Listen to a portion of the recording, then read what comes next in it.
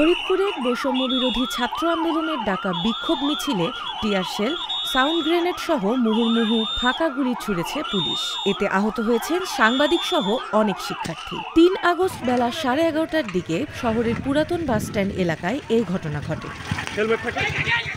এর আগে শহরের ভাঙা রাস্তার মোড়ে বিক্ষোভের ডাক দেয় আন্দোলনকারী শিক্ষার্থীরা। এদিন সকাল থেকেই ওই এলাকায় আওয়ামী লীগ ও শ্রমিক লীগের নেতাকর্মীরা সেখানে লাঠিসোঁটা নিয়ে অবস্থান নেয়। পাশাপাশি আইনশৃঙ্খলা রক্ষাকারী বাহিনীও অবস্থান নেয়। অপরদিকে ফরিদপুর বঙ্গবন্ধু শেখ মুজিব মেডিকেল কলেজ হাসপাতাল এলাকায় অবস্থান নেয় মেডিকেল কলেজের শিক্ষার্থীসহ অন্যরা। সেখানেও বিজিবি ও পুলিশ সাঁজোয়া যান নিয়ে অবস্থান নেয়।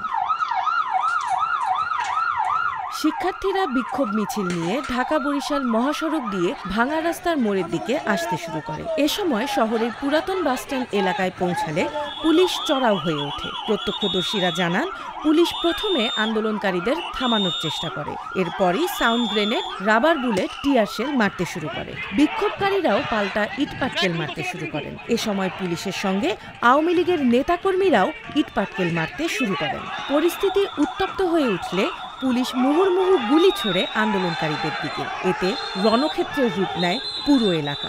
প্রায় আধ ঘন্টা ধাওয়া পাল্টা ধাওয়া চলে। পরে পুলিশ আন্দোলনকারীদের ধাওয়া দিয়ে পশ্চিম খাবাসপুর এলাকায় গিয়ে ছত্রভঙ্গ করে দেয়। এরপর বিক্ষোভকারীরা মেডিকেল কলেজ এলাকায় ঢুকে পড়ে। সেখানেও তাদের বিক্ষোভ করতে দেখা গেছে। ওইখান থেকে আমাদের পুলিশ বলছে, তোমরা কিছু বলো না, কথা বলার জন্য ডাক দেয়। আমাদের বোম মারছে, বোম মারার পরে আমাদের উপর হামলা করছে।